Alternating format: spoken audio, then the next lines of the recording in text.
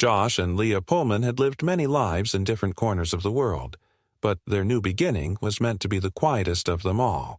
After years of working under classified constraints, dealing with high-level operations that most civilians would never hear about, Leah had finally been granted what she privately called the soft landing. It was supposed to be a time of recalibration, a final chapter, far removed from the coded chatter of intercepts, the glassy-eyed diplomacy of briefings, and the grit of field logistics. The move to Easton Glen, a meticulously zoned upper-middle-class suburb nestled into a sleepy pocket of Northern Virginia, had come after months of silence, negotiations, and the approval of more internal clearances than most people would accumulate in a lifetime. Their new house, a 2-story stone and timber colonial with modest modern updates, sat on the edge of the development, with one side bordering undeveloped woodland, a detail Leah had quietly insisted on during the purchasing phase. Josh, now in a consulting role after retiring from federal logistics management, had been the one to sign the papers, secure the financing, and coordinate the closing. Leah remained in the background, as always, her name never appearing on any document tied to the property. Not for secrecy, but out of habit. It was muscle memory from a life spent operating in environments where names only made things messier. To the neighbors, Josh and Leah seemed like another quiet, slightly older couple settling into the calm routine of suburban life. They kept to themselves, declined invitations politely, and seemed perfectly polite when encountered at the mailbox or while unloading groceries. But something about them didn't sit quite right with Karen Duvall. She was in her late 50s, divorced twice, and had appointed herself the unofficial steward of Easton Glen's integrity. She didn't work, didn't need to, and had instead funneled her time and money into neighborhood affairs. Some might have called her persistent. Others had less generous terms. Her lawn was pristine. Her dogs were trained like soldiers, and she maintained a running spreadsheet of who was doing what, when, and where on their block. She saw herself not as nosy, but vigilant. After all, her tax dollars were paying for peace and order, and she wasn't going to let that investment go to waste. So, when the Pullmans moved in and didn't offer so much as a wine and cheese introduction, Karen felt an itch begin to form. It got worse in the following days. Karen began to notice details. Josh often left early in the morning in a plain gray SUV with government plates. Nothing flashy, but familiar to those who'd seen the inside of enough Beltway parking lots. Leah, on the other hand, barely left the house. She spent hours working in the backyard, wearing black, tactical-style gloves and cargo pants that looked more fit for a training range than gardening. She had started constructing what looked like a modular greenhouse, but the frame, made from anodized aluminum and unusually thick polycarbonate panels, looked nothing like the flimsy garden kits others ordered online. The neighbors assumed it was just a side project. Karen didn't. Something about the symmetry of the design, the tightness of Leah's movements, the precision. It wasn't normal, and it irked her that Leah never once made eye contact, never greeted her even in passing. One evening, as Karen walked her dogs past the Pullman's driveway, she paused. Leah had just opened the back of her SUV and was lifting out a long, matte black case, roughly 4 feet in length, slim, and with metal clasps on both ends. The kind of case Karen had only ever seen in movies. The moment their eyes met, Leah gave her a glance that wasn't hostile, but cold, calculating. Karen didn't say anything. She just gave a tight smile and walked on, but her pulse was up. She didn't sleep well that night. By morning, Karen had made a call to a friend at the local sheriff's office. Nothing serious, just a tip. She said there were strange comings and goings, unexplained deliveries, and she wasn't sure, but she thought she'd seen a weapons case. "Oh, could be nothing," she said breezily into the phone, "but better to be safe." The sheriff's office dispatched a unit that afternoon. A cruiser pulled into the Pullman's driveway right as Josh was returning from a hardware store run. The interaction was professional but curious. The officer, a tall man with a thin face and tired eyes, asked to speak with whoever was in charge of the property. Josh answered all questions calmly. When the officer asked if any firearms were present in the home, Josh didn't flinch. Legally registered and locked up? Yes. The officer asked if they could verify. Leah stepped into the doorway then. She hadn't planned to be seen, but her expression made it clear this wasn't unexpected. She spoke clearly, showing no agitation. "Who reported this?" The officer didn't answer. Leah turned and returned a minute later with a card. Federal agency insignia, a laminated ID, a sealed document packet. The officer took one look, stepped back, radioed in quietly, and within 2 minutes, the interaction was over. Josh closed the door, locking it behind them. Leah watched the cruiser disappear down the street. "That didn't take long," she said. "Nope," Josh replied. "I assume this isn't the last time we'll see him." Leah shrugged, then walked back to the kitchen without another word. She'd handled worse, but still, it had started. The same pattern she'd seen a dozen times before in different forms, from different people, in different cultures. Suspicion born out of boredom, fear wrapped in righteousness. She didn't underestimate it. That night, Josh sat on the porch while Leah adjusted one of the motion sensors at the back gate. He could feel the attention from across the street. Karen's curtains moved just enough to betray her gaze. Josh didn't wave. He just leaned back, crossed his arms, and watched the dusk settle over the trees like a slow curtain. The silence between him and Leah was normal, comfortable, but both of them were now running background checks in their heads. Not on Karen, not on the neighborhood, but on the calculus of how much time they had before this escalated. Not because they wanted trouble, but because they could already smell it coming. Karen had made her move, and if there was one thing Leah had learned in the field, it was this. People like Karen don't stop after one attempt. They push, test, escalate, especially when they think they're the ones protecting something, especially when they believe they're the only adult in the room, and most of all, when they have no idea who they're actually dealing with. 2 days passed with no visible consequences. Josh and Leah kept to their routines, made no adjustments to their schedule, and continued their quiet life as if the police visit hadn't happened. But they both knew that silence from people like Karen Duvall was never a sign of retreat. It was the coiling pause before another strike. Leah remained watchful, but didn't escalate. Instead, she quietly backed up all relevant documentation, refreshed the security protocols on their home server, and added a low-frequency camera sweep to the southern edge of the property line, an area previously deemed too low risk to warrant surveillance. She wasn't worried in the traditional sense. It wasn't fear that guided her decisions, but protocol, repetition. Do the thing before the thing becomes necessary.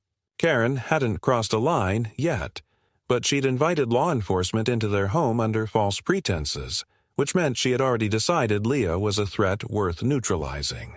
And when someone with no real information believes they're entitled to take action, the potential for chaos is always exponential. On the 4th morning, a subtle shift occurred.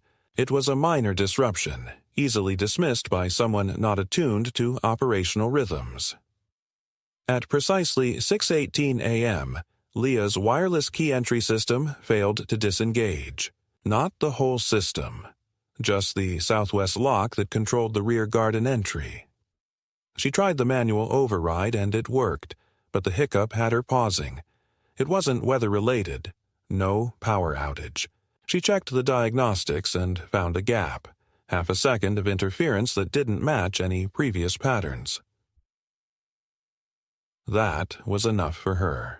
She sent a silent ping to Josh, who was still upstairs, and by the time she reached the back patio, he was already descending with his travel bag. Leah said only 2 words. "Could be scouting."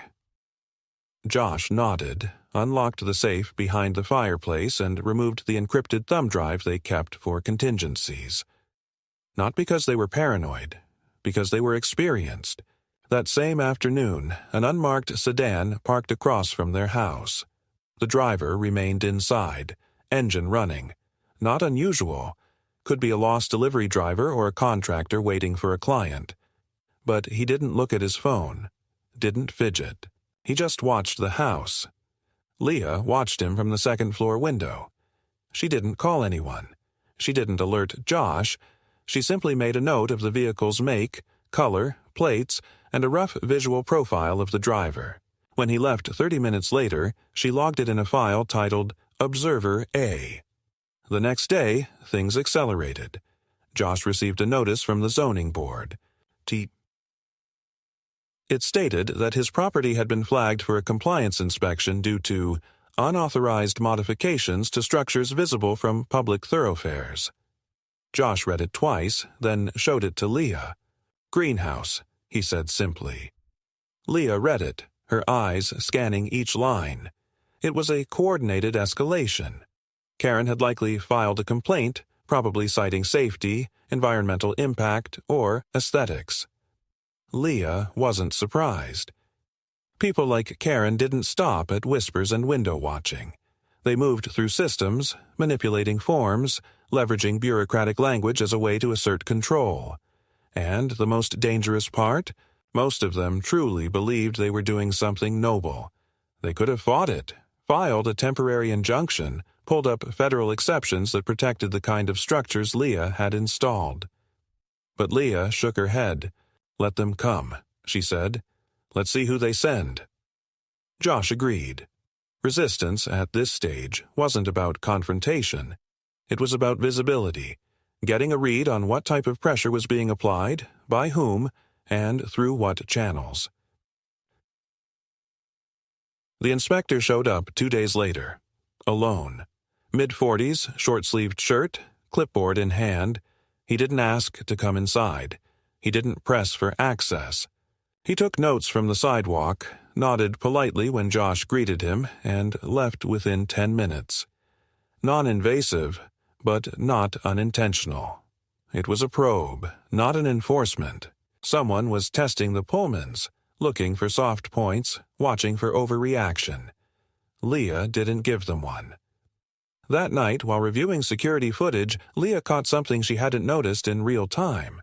At 3:27 a.m., a brief power fluctuation triggered a silent alarm in the exterior camera system. The feed resumed within seconds, but during the outage, a figure had passed through the front sidewalk camera's dead angle. The shape was blurry, distorted by compression, but clearly human. They hadn't approached the house, they hadn't entered the yard. But they were there, lingering, watching. Leah traced the footage back 2 hours. The same figure had stood near the eastern fence, still partially obscured by trees. This wasn't vandalism. It wasn't curiosity. It was behavioral mapping. She didn't call the police. She didn't even tell Josh immediately. Instead, she filed a report directly to a secure federal contact. Not a formal case, but a logged notification. An alert. Domestic civilian interference observed, unverified actor, no breach, no contact. Standard language. Just enough to start a file. But Karen wasn't finished. She wanted a reaction. She wanted drama. She wanted to prove something was wrong with the new couple at the edge of the neighborhood. So, she did what small, power-hungry people always do when their righteous authority is challenged. She doubled down. 2 mornings later, Leah found a printed note shoved into the gatepost. It read, "We know who you are. You don't belong here. This isn't your playground." It wasn't handwritten. It had been typed on a standard printer using bold serif font. Clean, deliberate, not meant to intimidate, meant to provoke. That was the first time Leah sat down and told Josh, without euphemism, that they needed to prepare for a deeper incursion. "This isn't just someone being nosy," she said. "Someone's testing responses. Mine, yours. How long it takes for us to report, what we escalate, what we tolerate." Josh nodded. "So we push back?" Leah shook her head. No. We hold. She paused. But I'm calling in a signal. Josh raised an eyebrow. Leah tapped her encrypted laptop and initiated a low-grade agency flag under an older operation code tied to civilian threat monitoring. She didn't trigger a full security team, just enough attention to flag Easton Glen for passive monitoring. It would be invisible to residents, but noticeable if someone within government systems tried to interfere again. Meanwhile, Karen had started whispering again. She told other neighbors that she was concerned, that she'd seen Leah on a call, speaking what didn't sound like English, that Josh seemed off, and that their mailbox was overly secure. She didn't stop there. She filed a second report with the sheriff's office, this time framing it as a concern for domestic safety. I just don't feel comfortable, she'd said on the phone. There's something off. What if something happens? I don't want to wait until it's too late. The deputy on the line took it seriously enough to dispatch another unit. Not uniformed this time. 2 plainclothes officers drove past the Pullman's house twice that evening, slow, methodical, recording license plates as they moved. Josh spotted them from the upstairs window and quietly called a federal liaison. Again, not an escalation, just an update. Monitoring patterns confirmed. Recommend standing by for counter-exposure measures if pressure continues. The reply came less than 10 minutes later. Logged. Passive containment protocol approved. By the time the next community meeting was announced, an informal gathering at the local recreation hall, Karen had already distributed printed flyers accusing the Pullmans of unregistered structures, interference with signal devices, and failure to integrate. Most of the neighbors ignored it, tossed it away with junk mail. But a few didn't. A few came to the meeting curious, looking for clarity, and Karen, smiling sweetly, promised to provide it. She just didn't know she'd already crossed an invisible line she couldn't uncross, because while Leah hadn't yet exposed who she truly was and what she commanded, the process had already begun to surface her reach. And Karen, with all her self-importance and thinly veiled paranoia, had no idea she was about to provoke a force far beyond her control. The community hall was dimly lit, its fluorescent bulbs flickering slightly as if even the electricity had grown tired of the artificial civility that usually permeated these kinds of gatherings. Folded metal chairs formed concentric semicircles facing a podium at the front, where Karen stood in a crisp beige suit and modest heels, holding a manila folder as though it contained something far more important than community complaints. Her eyes scanned the modest crowd, about 30 neighbors, mostly retirees, some younger couples, all with a mixture of mild interest and suspicion. It wasn't a mandatory meeting, but her flyers had used language crafted to provoke concern. Safety and transparency discussion, recent neighborhood events. Let's talk honestly.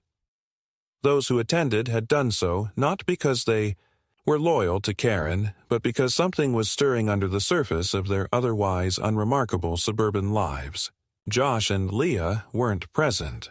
They hadn't been invited directly, and even if they had, Leah had no intention of stepping into an ambush cloaked in small talk. Instead, she monitored from the house. Audio sensors had been discreetly placed around the hall's exterior the day before, picking up snippets of conversation through vents and open windows. Leah wasn't paranoid. She was precise.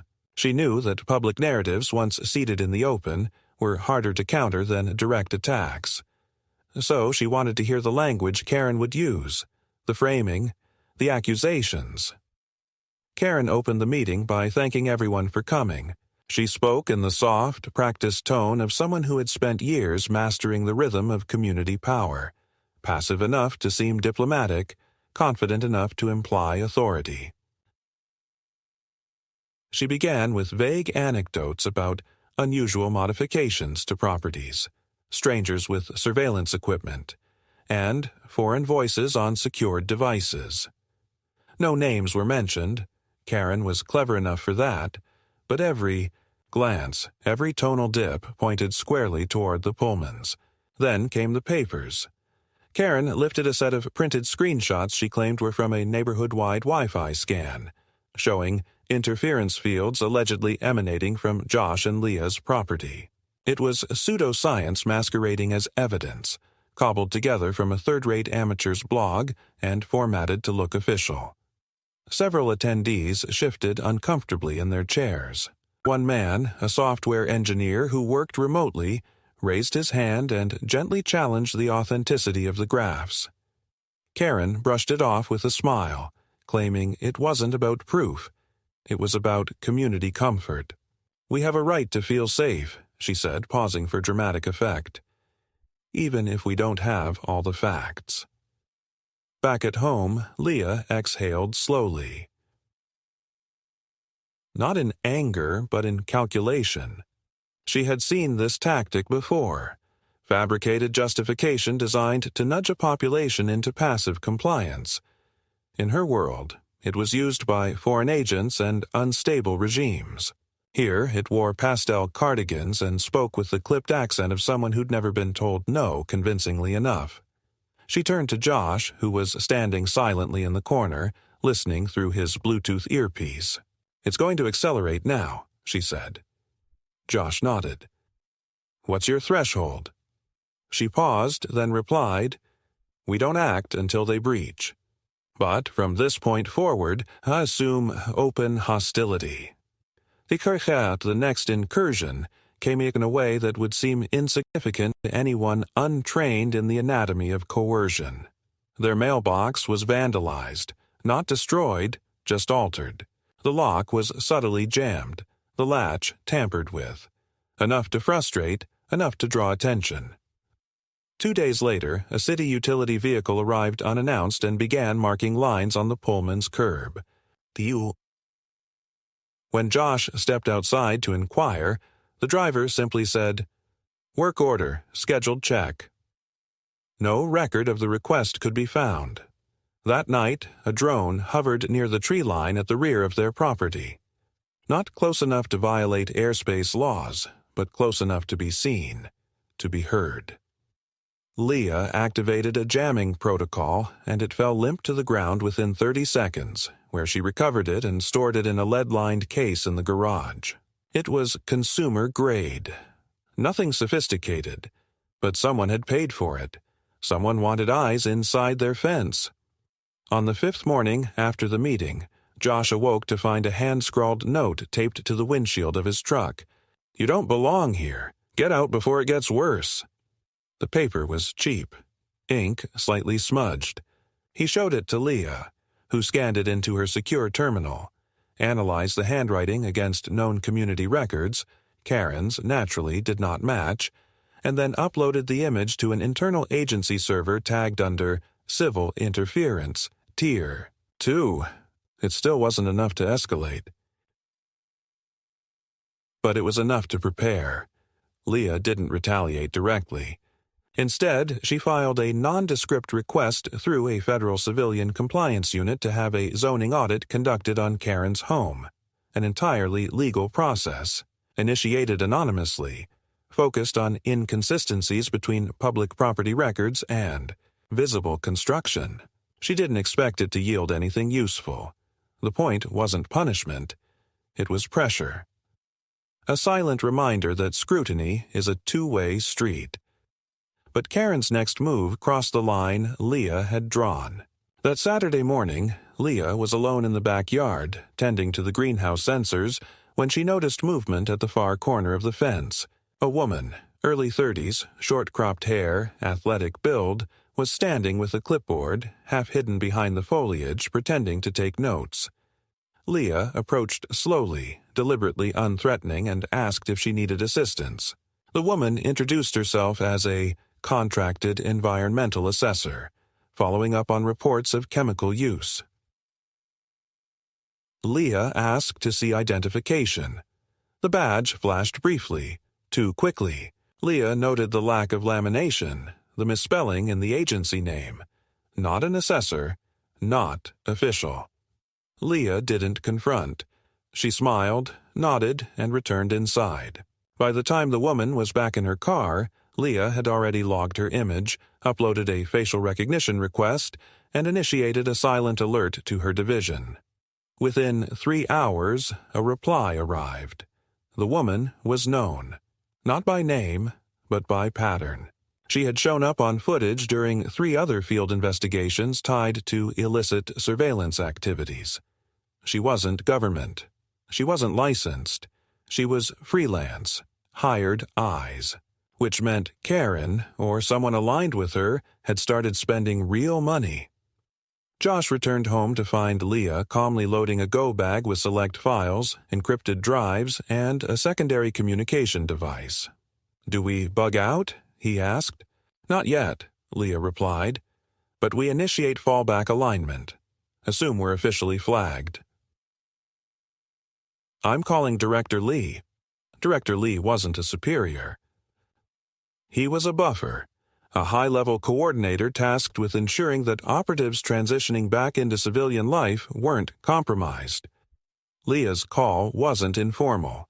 It was protocol. She explained the pattern, the escalation, the insertion attempt, and the potential breach. Lee didn't ask for proof. He knew her report was as good as recorded footage. "Hold position," he instructed. "Passive defense mode. You'll have eyes by morning." Leah nodded. That was all she needed. The following night, unmarked surveillance vehicles parked 2 blocks away, rotated every 6 hours. A subtle shift, invisible to anyone except those who understood how protection really worked. Leah and Josh resumed their routine. Silent, alert, controlled. Karen noticed nothing, but her sphere of influence had just become the center of a much wider circle, one with sharper edges than she could ever understand. And somewhere deep within her warped sense of authority, she still believed she was winning. Leah had never been naive enough to believe that her transition into suburban life would be seamless. What surprised her, however, was how swiftly pettiness could metastasize into something malignant when it was fed by fear and permitted to grow unchecked. Karen Duval, emboldened by her perceived moral authority and surrounded by the echo chamber of a few loyal, self-righteous neighbors, had now stepped beyond nuisance. She had drifted into the realm of calculated disruption, believing, falsely, that she was still playing within the bounds of civilian discourse. Leah, who had spent the better part of 2 decades studying escalation patterns in high-risk environments, recognized the familiar rhythm, the manufactured social isolation, the probing provocations, the deployment of outside assets masked as benign civilians. This wasn't simply a bad neighbor with too much time. It was an amateur operation grounded in ego, executing a strategy it didn't fully understand. The facial recognition hit from the fake environmental assessor had opened a narrow but crucial window into the network now circling their property. While no formal agency dossier existed, the metadata trail revealed that this same operative had surfaced across multiple zones connected to private litigation firms known for aggressive asset acquisition campaigns. These weren't mercenaries in the literal sense, but they functioned like them. Freelancers hired to apply just enough pressure to make people sell, relocate, or crack. And if Karen wasn't behind the funding directly, then someone she'd activated likely was. Leah didn't need a formal warrant to understand what was coming. Pressure wasn't the tactic, it was the weapon. And the end goal wasn't punishment, it was displacement. She submitted her full-field report to Director Lee via encrypted channel. It included timestamps, images, name associations, and a behavioral map of the target's activity over the past 2 weeks. Lee responded within the hour. His message was brief, but it shifted the framework entirely. Target Karen Duval, now under federal observation per Protocol 4A. Clearance granted for containment overlay. You're no longer alone. Leah didn't relay this to Josh immediately. Not out of secrecy, but timing. He was outside recalibrating the soil sensor system she'd installed near the greenhouse, making sure the newer perimeter nodes synced with the intrusion detection grid. Karen had made the mistake of treating the Pullmans like a couple with secrets to hide. In truth, they were a couple with systems built not to be seen at all unless they chose to reveal them. And now, the veil was lifting, not through confrontation, but through precision. The next phase began when a federal subpoena was quietly served to the zoning department of the local municipality. It was not made public. It didn't need to be. Its purpose was to gain access to any and all complaints, requests, or zoning challenges submitted within the past 6 months, particularly those involving anonymous or unverified identities. The name Karen Duvall appeared 8 times. Most of the complaints were phrased identically. Same language? Same misused citations. Same fraudulent attachments. One of them included an altered copy of a safety regulation that had been doctored to appear like it was federal. It wasn't. It had been created in a word processor and passed off as a legal code. Josh was the one who first noticed the shift in neighborhood energy. It was subtle. A few fewer waves. 1 or 2 awkward hesitations at the mailbox. Neighbors who had once been receptive to Karen's whispered concerns were beginning to second-guess. Something had changed. Not drastically, but the feeling had settled over Easton Glen like a low-pressure front. Something was building, and people didn't want to be caught on the wrong side when the storm finally hit. Meanwhile, Leah initiated the overlay. Covert observers installed on the perimeter in rotating shifts, disguised as city contractors doing infrastructure surveys. Their vans bore convincing logos and decals, their behavior mundane, but every movement within the block was now being logged, mapped, compared. Karen still thought she was playing the lead in a neighborhood drama. She had no idea she was now being examined like a threat vector. At this stage, Leah activated her final defense layer, legal redirection. Through a civilian intermediary, someone owed a favor from years prior, she filed a formal harassment complaint through a private mediation channel. The goal wasn't litigation. It was bait.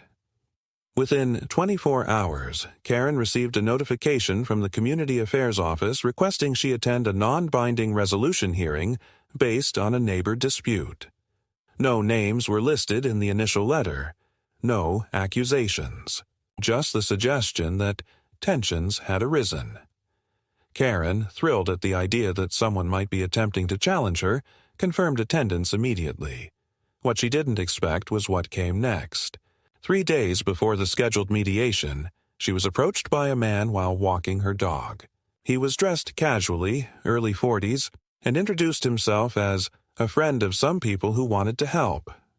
He offered vague references to getting ahead of the problem, mentioned legal exposure, and then handed her a burner phone already, loaded with encrypted messaging software.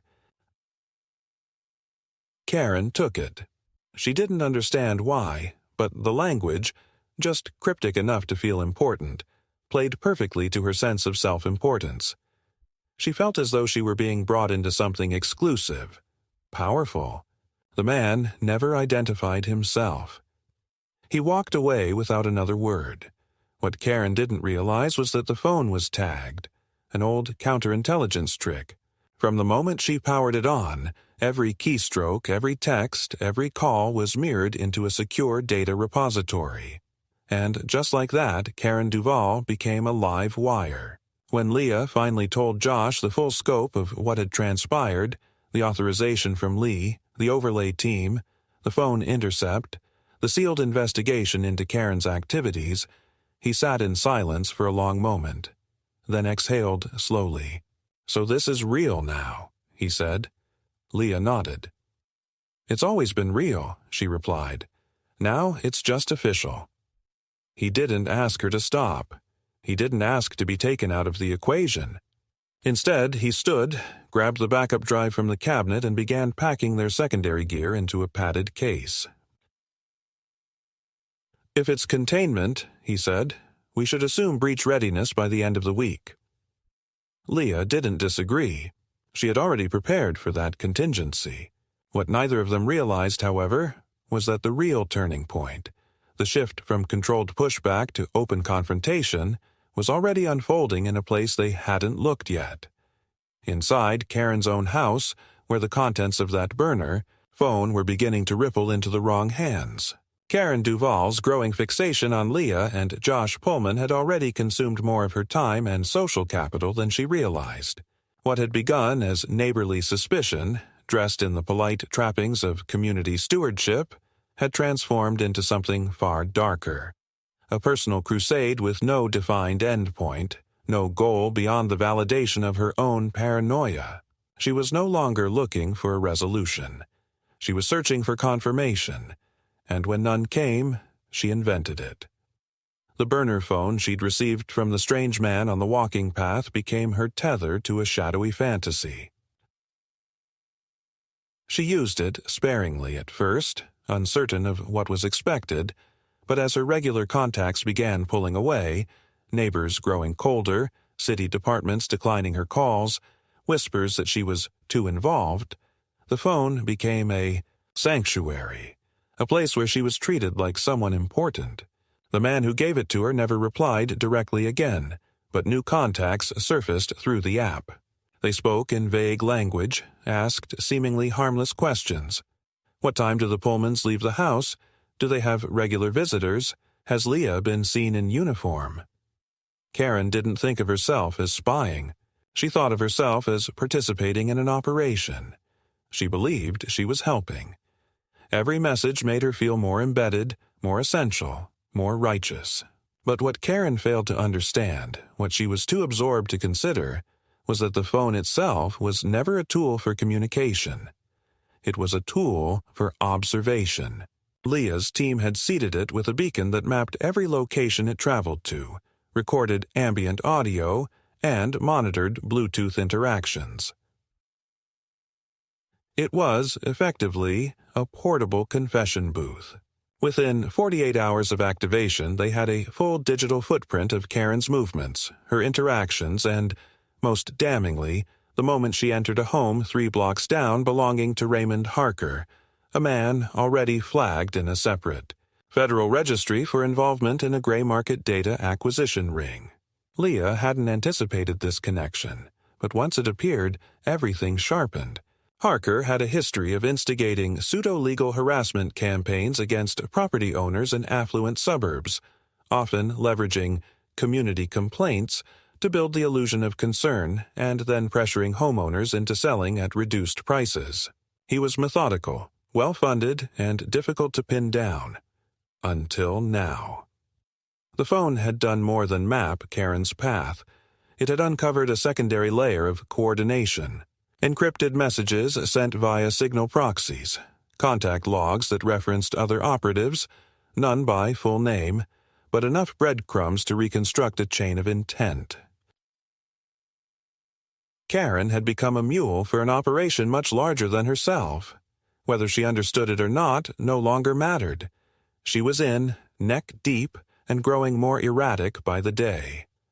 Josh noticed the behavioral shift before Leah did. On a Thursday afternoon, while installing a motion-activated light along the eastern hedge, he spotted Karen standing perfectly still in her driveway, staring directly at their house. Not watching casually, not pretending to check her mail, just staring, unblinking, hands clenched at her sides.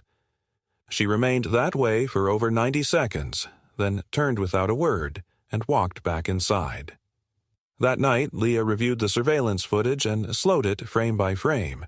There was no external signal, no earpiece, no visible device, but her posture, the rigidity of her stance, suggested someone under pressure, possibly rehearsing a confrontation.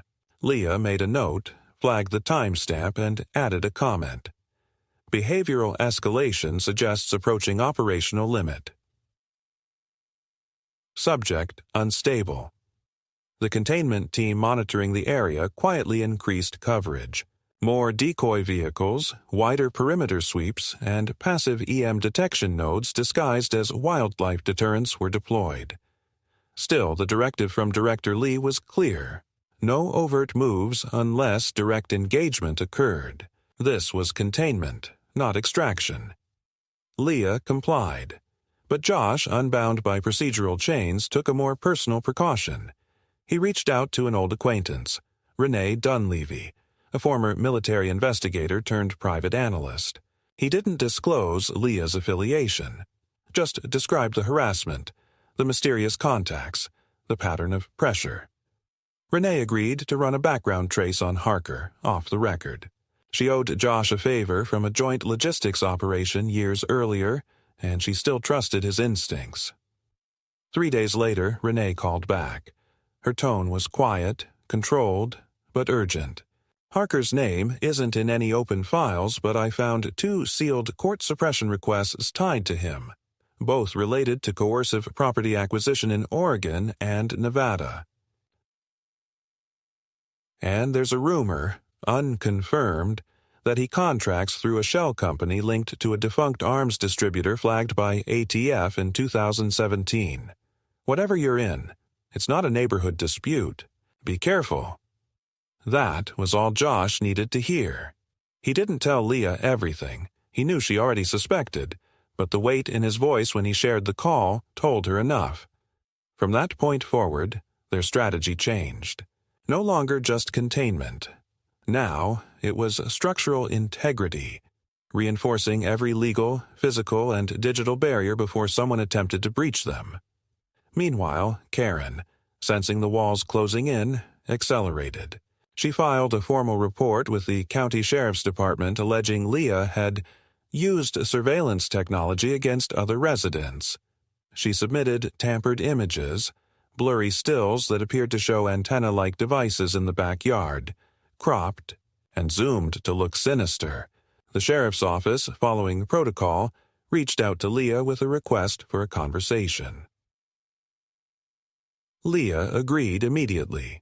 The meeting took place in the sheriff's office, not on site, and she arrived with legal representation, an attorney from a federal-aligned firm who introduced himself simply as Mr. Phelps and handed over a sealed packet containing documents marked as classified under Section 34B of the Public Defensive Infrastructure Act. The conversation lasted less than 10 minutes. The deputy in charge never followed up. Karen was informed days later that her complaint had been received and addressed. She wasn't told anything else. That silence felt like a slap. Frustrated and increasingly isolated, Karen made her final misstep. She organized a security audit of the neighborhood, unofficial, unsanctioned, and based on fabricated concern. She hired a private investigator under a false name, providing him with an address and a vague outline, suspicious individuals, potential illegal tech use, possible foreign assets. The PI, a washed-up former narcotics officer named Brant Sims, had no idea what he was walking into. He arrived late one night, dressed in civilian clothes, carrying a long-range thermal scope and a handheld signal scanner. He didn't enter the Pullman's property. He didn't have to. The moment he activated the scanner near Leah's perimeter grid, it triggered a passive alert tagged to restricted frequency monitoring. Within 7 minutes, Leah's internal server logged the anomaly, cross-referenced the device signature, and relayed the breach to federal oversight. What followed was quiet, but absolute. The PI was intercepted by local law enforcement on his way back to his motel, cited for trespassing, and his equipment seized under suspicion of interference with government communications. His name was run through a federal database, and 2 dormant warrants, unrelated but very real, surfaced from a jurisdiction in Florida. He was taken into custody within the hour. Karen was never publicly connected to him, but she knew. She felt the backlash. Overnight, the tone of the neighborhood shifted from passive discomfort to active avoidance. She had gone too far. And now, no one would look her in the eye. Leah didn't celebrate. She didn't acknowledge the shift. Instead, she doubled her security protocols, rotated the encryption keys, and instructed her team to continue passive observation for an additional 3 weeks. Josh resumed his routines, but now carried a secure badge on his person that allowed immediate federal escalation if necessary. They lived as before, quiet, distant, disciplined, but the game had changed. The escalation was complete. Karen's empire of whispers had collapsed under the weight of its own arrogance, and while no one had arrested her, while no headlines had screamed her name, she had been structurally erased, irrelevant, outmaneuvered, unseen, but utterly exposed. And that, for someone like her, was the deepest kind of defeat. The final act did not begin with a bang, nor with some dramatic revelation or confrontation. It began with a tremor, a disturbance so small that it might have gone unnoticed had Leah not been operating at the edge of heightened anticipation. The night air was still, thick with Virginia's midsummer humidity, and Josh had already turned in for the evening, his breath slow and even beneath the faint hum of the ceiling fan. Leah remained awake in the study, eyes locked on her terminal, monitoring the rotating surveillance logs that by now had become an extension of her nervous system.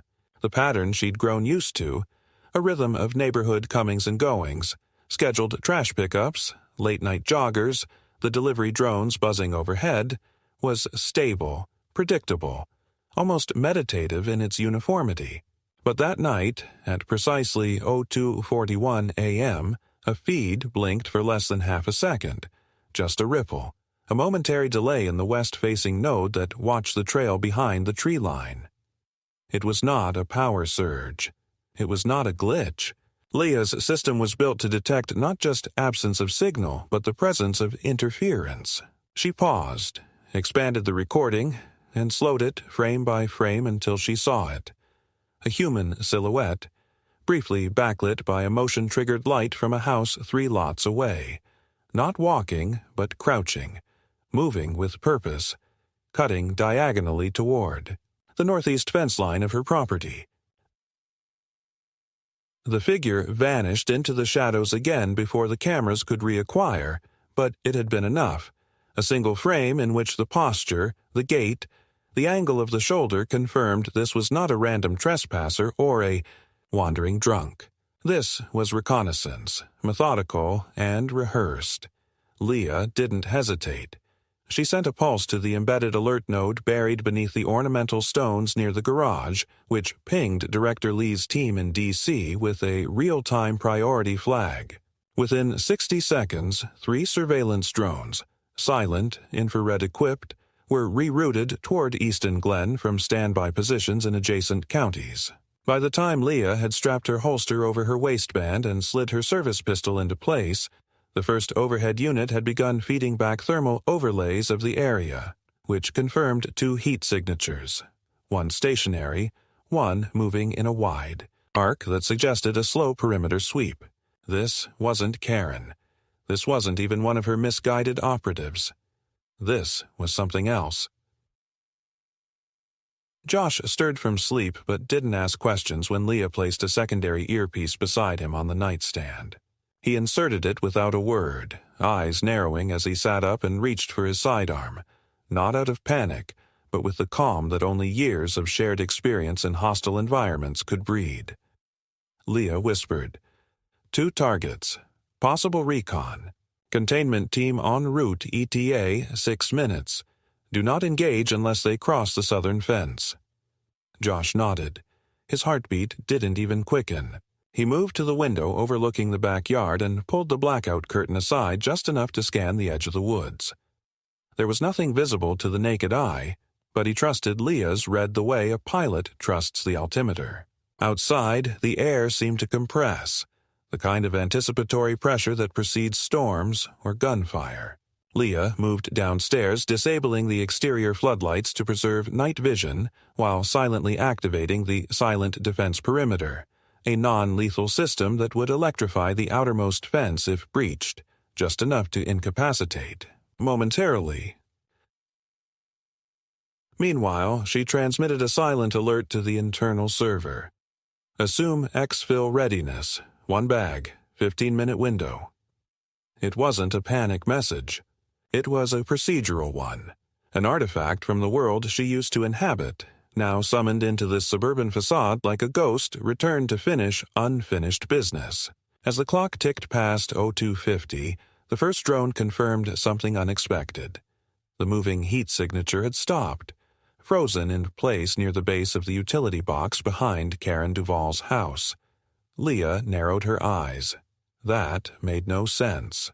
The proximity to her property suggested surveillance, but the position behind Karen's house introduced a new variable. She rerouted the second drone to fly lower, dipping under canopy height, and as its camera feed sharpened through the fog of infrared distortion, Leah saw it. A third figure, now joining the second. 2 men. One watching her house. One installing something on the far side of Karen's fuse box. It clicked instantly. Karen wasn't just the provocateur anymore. She was being used, or sacrificed. These weren't just scouts, they were setting up false attribution. If a blackout occurred, if signals dropped, if something happened to Karen's house, it would point toward Leah. The plan was elegant in its simplicity and vicious in its implications. Leah didn't wait. She grabbed the secure tablet, entered her clearance code, and triggered a localized emergency protocol. Full evidence capture, authorization of tactical interception, and a full legal traceback of signal disruption. It was a nuclear option, one that bypassed local authorities entirely and handed jurisdiction directly to federal counter-intervention services. Within 3 minutes, 2 unmarked black SUVs appeared at opposite ends of the block, having received the order directly from D.C. They did not approach the property. Instead, agents in civilian clothing disembarked, silently converging on the wooded edges with tranquilizer rifles and thermal visors. At 03:07 a.m., the men were apprehended without incident.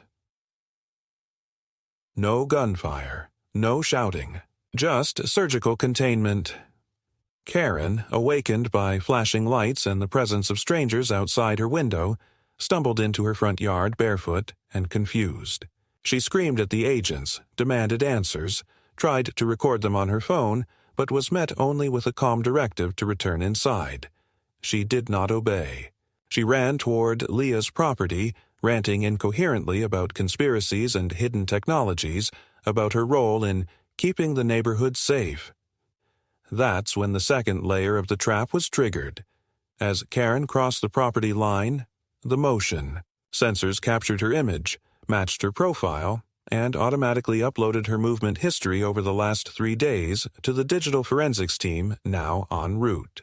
It wasn't a trap meant to catch Karen. It was a trap meant to document her. Every erratic decision, every boundary she crossed, every legal misstep she had taken while being manipulated by people far more dangerous than she understood. Josh stepped out onto the porch, not with a weapon, but with his phone, holding it visibly while speaking with a federal liaison who confirmed both intruders were now in custody and an emergency search warrant had been executed on Harkers nearby. Safe House, where they found modified surveillance equipment, maps of Easton Glen, and a digital profile on Leah compiled from scraped military and government databases. The attack had been targeted, but its objective wasn't assassination. It was narrative destruction.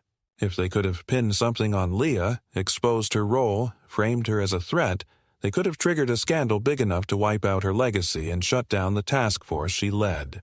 It was political warfare dressed in street clothes, and it had failed only because Karen had overplayed her role and underestimated the resilience of her targets.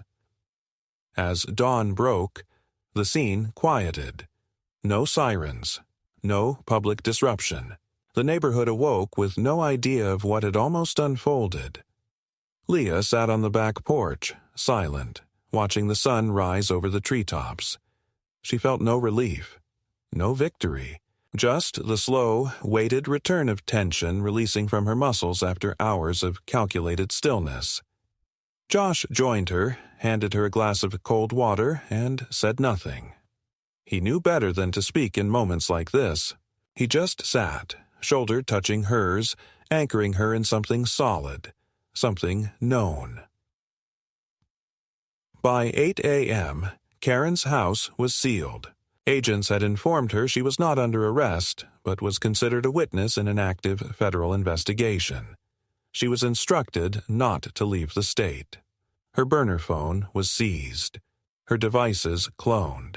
And all at once, the woman who had once ruled the block with veiled threats and passive-aggressive emails was silenced, not by force, but by exposure, not by vengeance, but by consequence.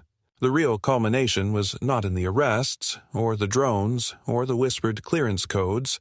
It was in the moment Karen, sitting in her living room in the same robe she wore every morning, finally looked at the sealed report handed to her by an agent from Homeland Affairs and read, for the first time, the title of the unit Leah commanded, Federal Task Force for Counter-Trafficking of Tactical Weapons and Unauthorized Arms Networks, Executive Division Lead, Ulatier. Cole Leah Pullman, Retta. She didn't speak. She didn't blink. She just read it again and again, realizing too late that she had not just picked the wrong fight, she had picked it with someone who had fought wars she couldn't even imagine. In the days that followed, a strange quiet settled over Easton Glen. Not the peaceful kind that comes with resolution, but a brittle stillness, as if the entire neighborhood were holding its breath, uncertain of what had happened, but intuitively aware that something had broken beyond repair. The gossip had dried up overnight, replaced with stiff nods at the mailbox and unreturned waves across driveways. Karen Duvall's house, once the epicenter of whispers and surveillance, now stood as a symbol of ambiguity, shutters drawn, porch empty, the color drained from its once pristine facade. The neighbors didn't ask questions, not aloud because the answers had become too dangerous.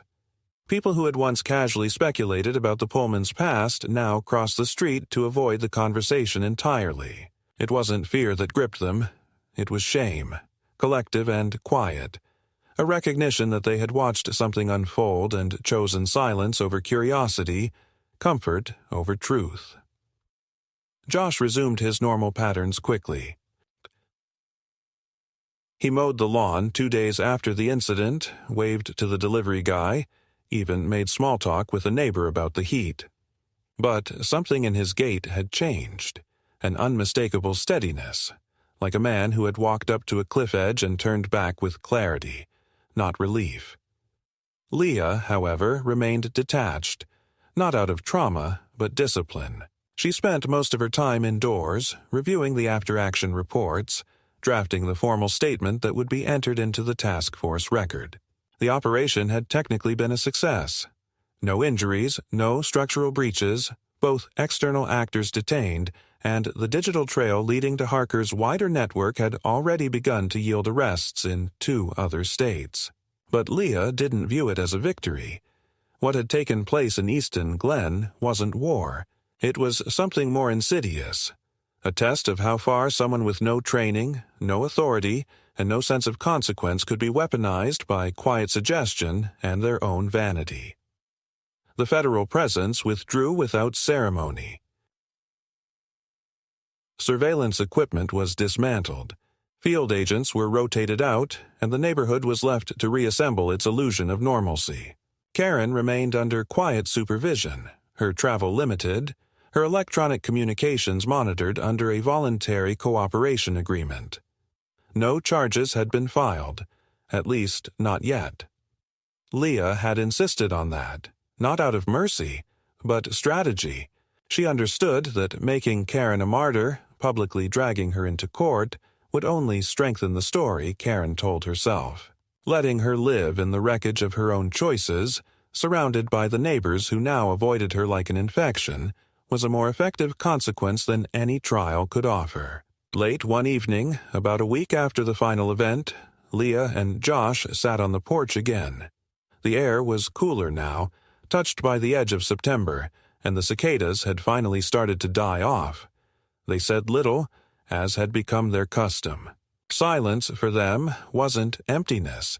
It was space to recalibrate, to feel the residual pulse of something intense and unresolved gradually settling back into the rhythm of life. Leah sipped her coffee, black and cooling, her eyes scanning the treetops without purpose. Josh watched her with the quiet knowing of someone who'd long since stopped trying to fix what didn't need fixing. After a long pause, she finally spoke. "I don't think I belong in a neighborhood like this." Josh didn't answer right away. He thought about it, then replied, "You don't. But maybe that's the point. You're not supposed to." Leah didn't smile, but the edge of her mouth shifted, just barely. They didn't make plans to move. There was no need. The threat had been neutralized, the ecosystem stabilized, and their presence, once the source of suspicion, had become a fixed part of the landscape. People no longer questioned them, because questioning required confronting the possibility that something real, something dangerous, had happened right in front of them. And most suburban lives are built on the assumption that danger only exists elsewhere. In time, Karen put her house up for sale. Quietly. No signs. No open house. Just a listing through a discreet firm with out-of-state connections. Rumors began to circulate that she was burned out, that she wanted a fresh start. No one brought her food. No one helped her pack. When the moving truck came, no one came out to say goodbye.